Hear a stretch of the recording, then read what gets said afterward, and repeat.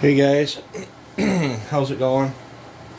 I really haven't done much of anything since going to Joe's. I did have a straight gassed 201T come in that I threw a new top end on for a tree service.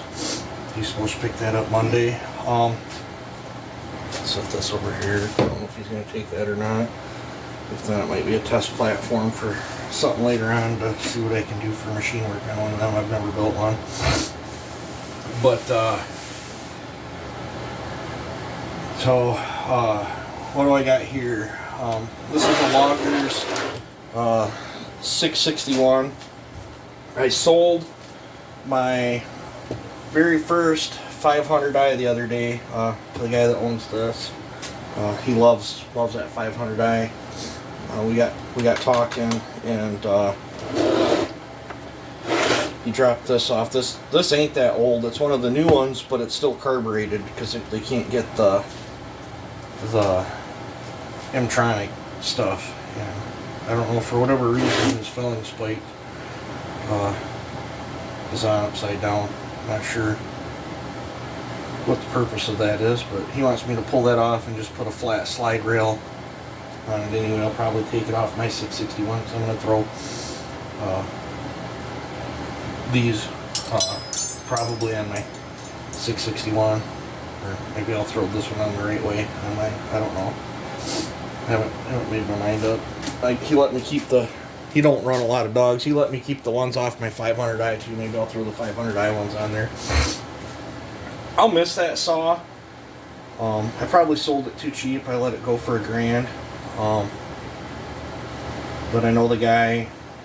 I do lots of saw work for him. He wanted a hot rodded saw. I don't think I particularly needed that 500 anymore. It was a test bed of me learning on them. I've got my other 500 that I ported not too long ago, a little bit different style. It runs a little different, sounds a little different. I never did get to see which one was faster, but it don't matter. They're both a hoot to cut with. But he wants me to port this. I'm really not taking on much work at all because I just can't get out here with everything I got going on with the family right now. But he's in no rush on this, and I can fit this in a over a series of weeks or whatever. I'll just putter on it here and there. I got to get started on Doug's cylinder, and I'm probably not going to show any port work on that. I'll probably just go ahead and bust that out. I will probably show it running on my saw. I'll throw it on my test bed saw that I have here, just to make sure, because I'm going to try some experimental stuff with that for Doug's. Should be 5.8, 6 horse, somewhere in there. I'll build him a pretty stout one. He's a really cool guy, and I'll probably, I don't know what one I'm gonna use for the test platform yet. I might use the one that I stole the 7.4 top end off from. Use that one for a test bed. That seems to be my experimental testing platform saw. I have brand new gaskets somewhere. I still haven't even tried this. This was sent to me a while ago. I haven't even had time to try to figure it out. I bought this thing. It was supposed to hook to my phone and be a lighted little bore scope camera that I could make you guys videos on. I can't figure out how to make that work. I'm not very tech savvy at all. Yeah, right here I got a crushed 620 gasket. That's just paper. Yeah, right here. I bought a whole bunch of when I was doing quite a few of them 4910s. I bought a whole bunch of 4910 gaskets. So I do got gaskets I can do some testing and experimenting with. A lot of my 4910s, when I build them, I like to just throw a gasket in them. Um, some saws I do gasket delete on with machine work, but so you'll see this upcoming on the channel. There's a couple other things I wanted to touch base on.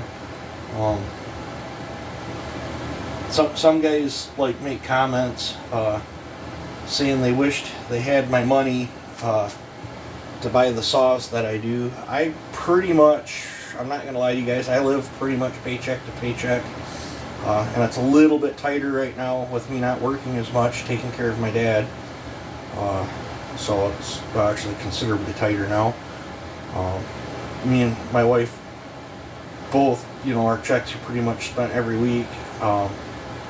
I do tree stuff, firewood, stuff on the side, whatever I can do to come up with, you know, if I have a little bit of extra money, it seems like I invest it into a saw or something. But like when I really, you know, it's the same way when I was building big lifted up mud trucks and race cars and stuff. If you work hard enough, you'll find a way to support your habit. At least I do. You know, I don't know how many countless pickup truckloads of firewood that I cut and split by hand, but long before I had a log splitter, well, I built my log splitter, but long before I had a log splitter, I did it all by hand and sold stuff to feed my saw addiction. You know, same with when I was into the you know, building racing engines and stuff.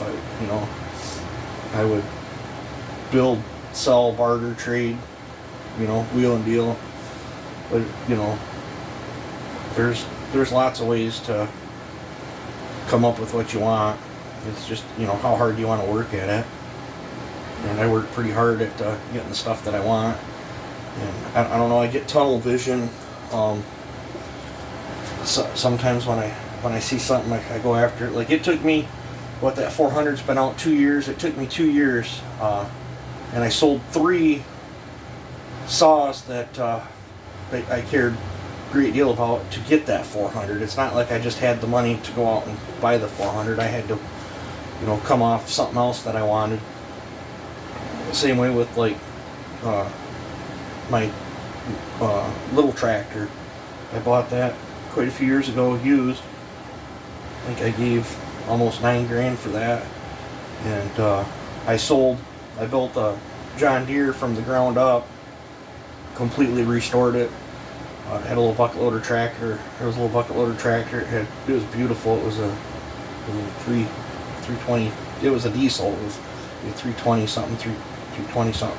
I can't remember the exact model of it, but I sold that for, I don't know, like $5,600, and then I added my money to it to get my first little 4-wheel drive tractor. And then I sold a completely restored, you know, square body Chevy that was all lifted up, built big block in it, beautiful, gorgeous truck. I had that truck forever. Lost interest in it, and I sold that truck, and then turned around and took the money from that truck and bought that bigger blue tractor. So it's not like I just have money. It's you know, and if I get into a pinch, I have no problems letting go of, you know, saws or other toys to make ends meet if need be, if I can't swing it other ways. But I don't sell as much wood as I used to, that's for sure. But so I wanted to touch base on that. I'm not made of money. I don't know. Not too many people are nowadays, but so I wanted to touch base on that. And then, like I said, I let my 500 go, and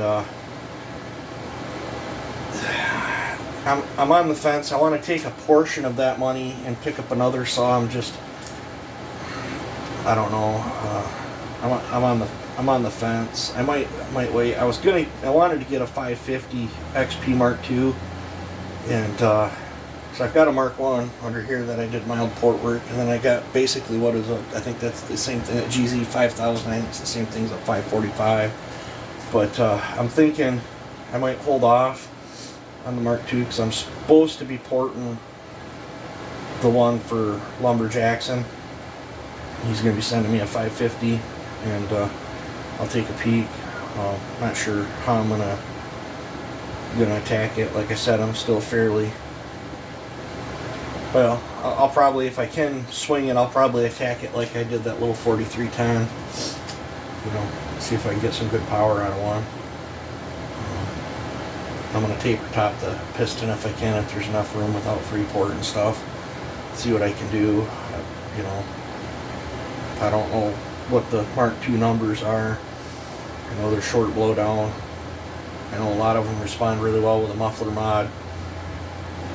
So I'll probably hold off on purchasing me a 550 until I do Chad's there, and we'll see how that responds, and you know, maybe it'll change my perspective on them. I know they have a lot of crank bearing issues, but there was. Oh, I sold the 8-horse 7310. I sold that.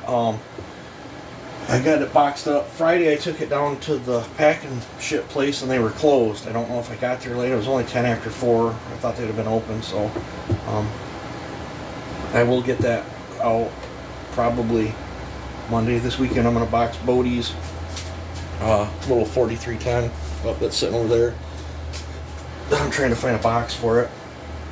I want to get that boxed up, and if I gotta go to that pack and ship place, I will get that packed up. On that 400, I got people telling me not to cut the piston and blah blah blah, because it's you know, magnesium piston.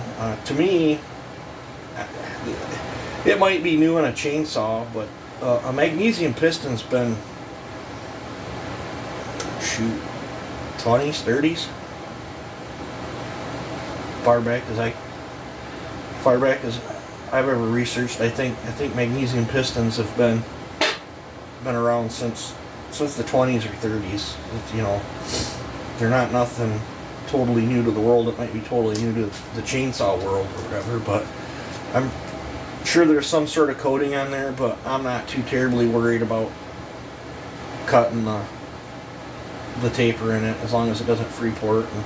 And I'm gonna attack that 400 pretty hard and do a taper top piston if I can, and we'll do it up.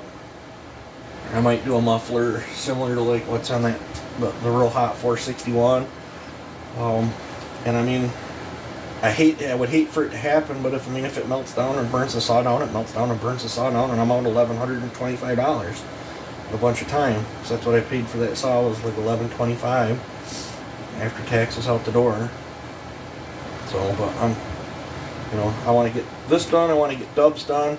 I have another 4910 that I had made a previous arrangements on before dealing with my dad.